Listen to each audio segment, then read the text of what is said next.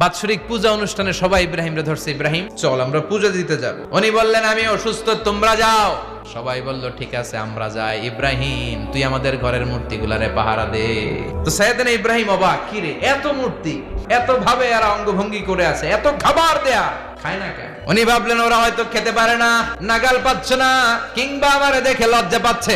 নিচ থেকে রসমলাইয়ের বাটি তুলে ধরলেন। উনি বললেন খা। কেউ খায় না, খা নাইলে কথা ক। খায় না, কথাও কয় না, বাকি আছে মায়ের মারতে শুরু করলে। যতগুলো মূর্তি ছিল সবগুলো মেরে বড় মূর্তিটার গায়ে মারতে যাবে, in the meantime stop না, এটারে মারুন। আর বুদ্ধি করে কুড়ালটারে বড়টার কান্দে ঝুলাইয়া দিলে।